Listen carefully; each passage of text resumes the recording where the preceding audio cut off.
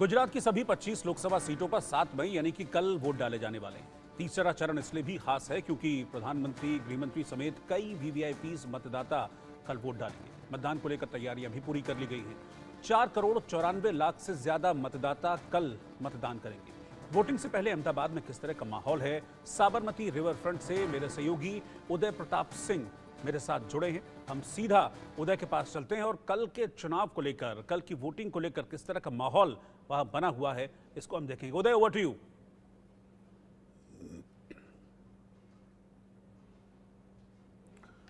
हम उदय के पास चलेंगे, लेकिन उससे पहले मैं आपको बता दूं कि कल कुल 93 लोकसभा सीटें हैं जिनके लिए वोट डाला जाना है। तीसरा चरण है, 2 चरण पूरे हो चुके हैं और कल तीसरे चरण की वोटिंग है। और तीसरे चरण की वोटिंग में गुजरात में एक ही फेज में सभी लोकसभा सीटों पर कल वोट डाले जाने हैं। कुल 25 लोकसभा सीटों पर कल गुजरात में वोट डाले जाएंगे, क्योंकि ऑलरेडी एक सीट जो है सूरत की, वो बीजेपी जीत चुकी है। वॉकओवर बीजेपी को उस सीट से मिल गया था।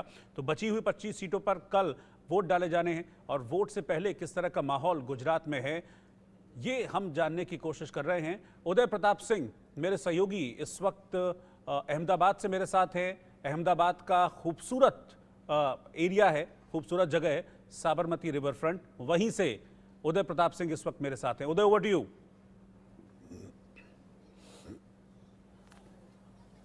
जी बिल्कुल रोहित, शुक्रिया। जी हाँ, हमारी एक खास पेशकश इंडिया न्यूज पे जारी है। हम इस वक्त सीधा प्रसारण आपके लिए लेकर आए हैं गुजरात से, अहमदाबाद से, जहां कल 26 में से 25 सीटों पर पोलिंग होगी।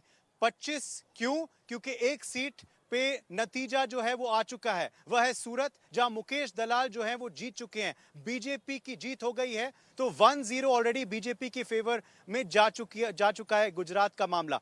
इससे पहले कि हम चर्चा शुरू करें, मैं दिखाना चाहूंगा हम इस वक्त कहां मौजूद हैं। आप देख सकते हैं खूबसूरत नजारा रोहित, मेरे ठीक पीछे ये है अटल फुट ओवर ब्रिज, जो 2022 में बना था यहां साबरमती रिवर फ्रंट पे। ये खूबसूरत साबरमती नदी है, नदी के किनारे पर हम इस वक्त मौजूद है।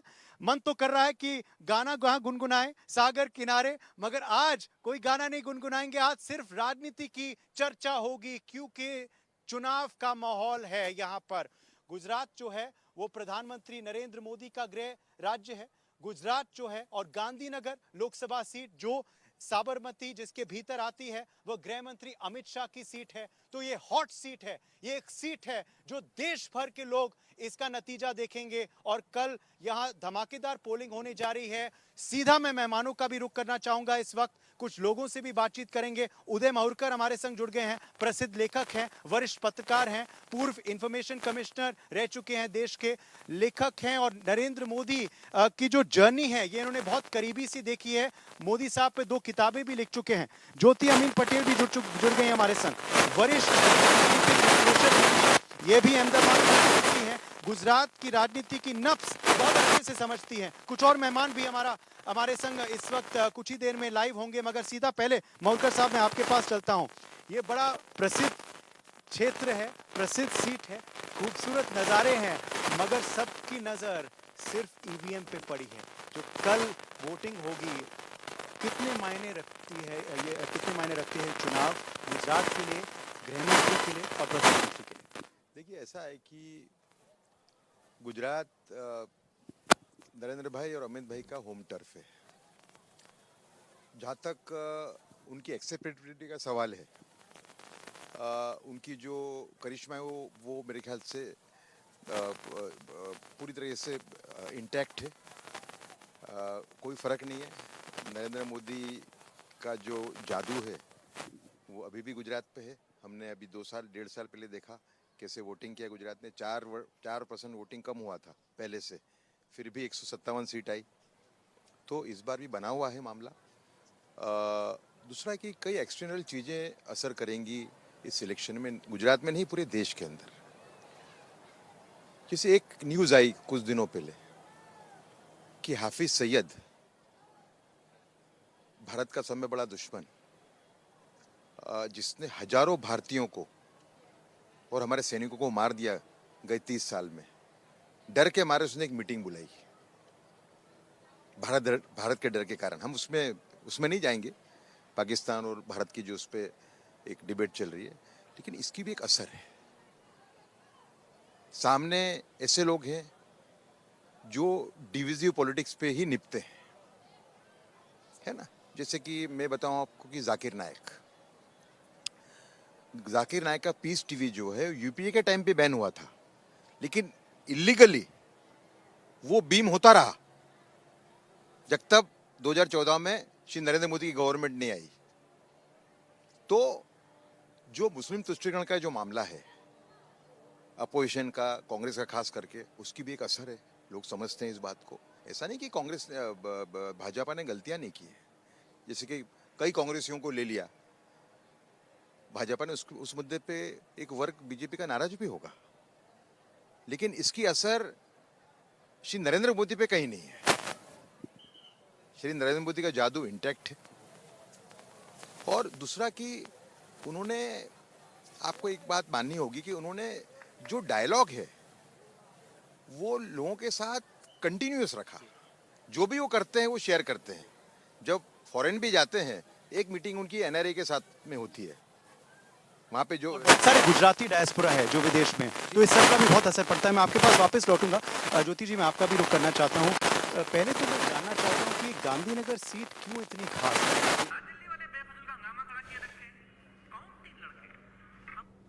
निकलो इससे यार, छोड़ो। तो कल चुनाव है तीसरे चरण का, 7 मई, 93 लोकसभा सीटें, जिसमें गुजरात की 25 लोकसभा सीटों पर कल वोट डाले जाने हैं। और उसके लिए कल का चरण इसलिए भी इम्पोर्टेंट है क्योंकि प्रधानमंत्री नरेंद्र मोदी गुजरात से आते हैं। वो कल गुजरात होंगे वोट करने के लिए। गृह मंत्री अमित शाह, जो कि खुद गुजरात के गांधीनगर से चुनाव लड़ रहे हैं, वो भी कल गुजरात में होंगे वोट डालने के लिए। तो कई वीवीआईपीज हैं जिनकी किस्मत कल कैद होने वाली है ईवीएम में। और करीब 4 करोड़ 94 लाख मतदाता हैं जो अपने वोट का, अपने मताधिकार का कल इस्तेमाल करेंगे। उससे पहले किस तरह की हवा, किस तरह का माहौल बन रहा है कल होने वाली वोटिंग को लेकर, उस पर हम चर्चा कर रहे हैं।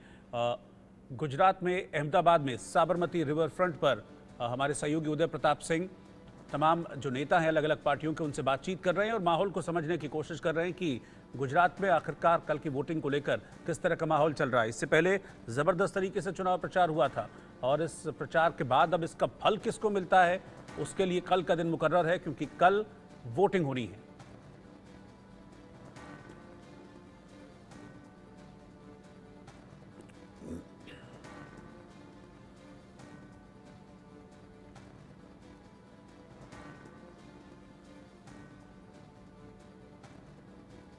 तो ये मोदी और अमित शाह समेत कई वीवीआईपीज कल वोट भी डालेंगे और उनकी किस्मत भी कल ईवीएम में कैद होगी। इससे पहले मैं आपको बताऊं कि अगर गुजरात के इतिहास को हम देखें तो लगातार लंबे वक्त से गुजरात में मेजॉरिटी के साथ बीजेपी चुनाव जीतती रही है। क्लीन स्वीप पूरी तरीके से रहा है गुजरात में। और इस बार क्योंकि टारगेट 400 प्लस का बीजेपी ने रखा है, तो एक सीट इंपॉर्टेंट है पूरी तरीके से। तो गुजरात में बीजेपी क्लीन स्वीप कर पाएगी, ये तो नतीजे 4 जून को आएंगे, लेकिन उसके लिए कल अग्नि परीक्षा है। उदय के पास एक बार वापस चल रहे हैं अहमदाबाद में साबरमती रिवर फ्रंट पर। उदय और उनके साथ कुछ खास मेहमान मौजूद हैं। उदय, over to you.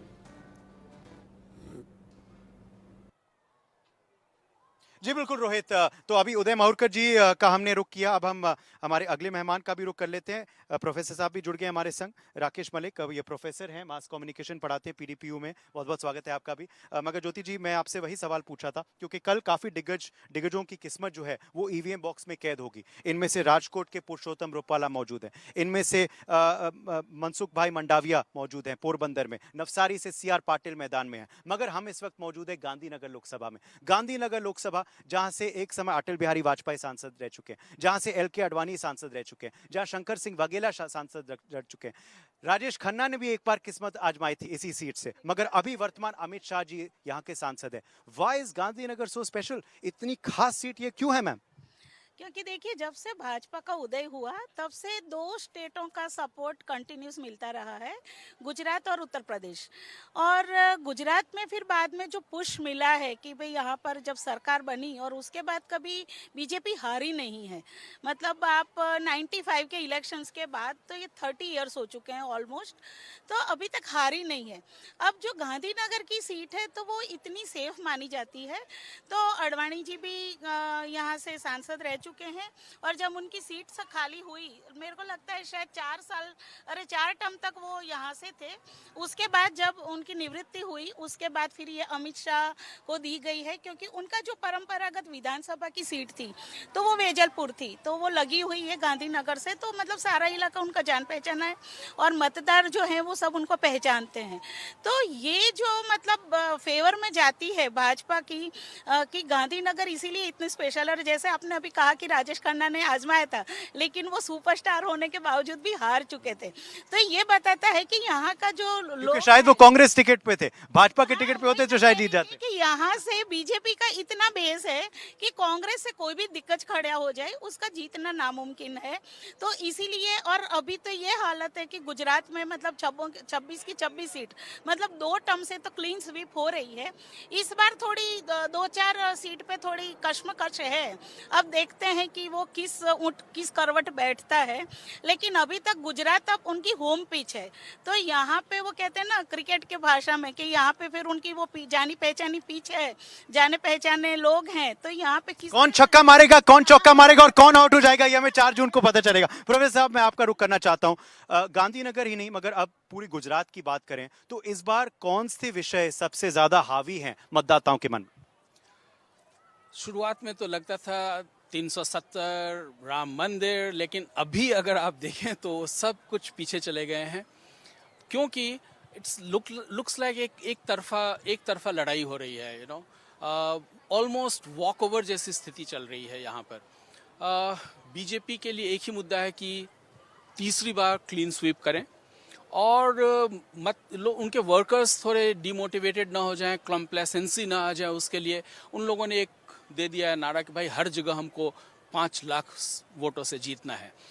5 lakh vote से जीतेंगे या नहीं जीतेंगे वो बाद में पता चलेगा, लेकिन ये इतना क्लियर है कि उनके वर्कर्स के मोटिवेशन लेवल हाई रहे, इसके लिए उन लोगों ने ये दिया है। एज ऑफ नाउ जो दिख रहा है, जो आपने कहा क्या इश्यूज हैं, सब कुछ पीछे जा चुका है, क्योंकि गुजरात में एज ऑफ नाउ बिल्कुल क्लीन स्वीप दिख रहा है, एक तरफा चुनाव दिख रहा है। कोई कंटेस्ट हो तब ना कोई कहे कि हम ये मुद्दे पे बात करेंगे, उस मुद्दे पे कॉन्टेस्ट नहीं है, क्लीन स्वीप है आपके नजर से। उदय मोरकर साहब, ये कमाल की बात है, इतने सालों से यहाँ बीजेपी का शासन रहा है, आप भी खुद यहाँ इतने साल से रह रहे हैं, आपने देखी है उनकी सरकार करीबी से, फिर भी एंटी इनकम्बेंसी नहीं है। इस बार तो कांग्रेस आम आदमी पार्टी के साथ लड़ रही है, 2 सीट उनको भी दे दिए हैं, तो उससे कोई फर्क नहीं पड़ने वाला। इस बार क्षत्रियों का भी मुद्दा सामने आया, इस बार कई लोग कह रहे हैं बानस खानता में टक्कर है, क्या कोई एंटी इनकम्बेंसी है और not at all clean sweep होने वाली? यहाँ भी 1 2 या 3 सीट पे थोड़ी सी टफ फाइट हो सकती है, कहना मुश्किल ही। तो जो लास्ट इलेक्शन हुआ था जिसमें 26 सीट जीती थी बीजेपी ने, उसमें भी कहा जा रहा था, आप समझे ना। पर मूल मुद्दे ये है कि देखिए, गुजरात एक अलग टाइप का स्टेट है। गुजरात राष्ट्रवादी मुद्दों में हमेशा आगे रहता है, वो आज़ादी की लड़ाई हो, वो करप्शन के सामने जो मूवमेंट स्टार्ट हुआ था जयप्रकाश नारायण वाला, है ना, तो गुजरात हमेशा नरेंद्र मोदी जो राष्ट्रवाद के प्रतीक ठीक है उदय, उनका किसके रेस भी दावों यहाँ से में हुआ। कितना दम है वो तो कल तस्वीर साफ हो जाएगी, ईवीएम में सबकी किस्मत कैद हो जाएगी और 4 जून को नतीजे भी हम देख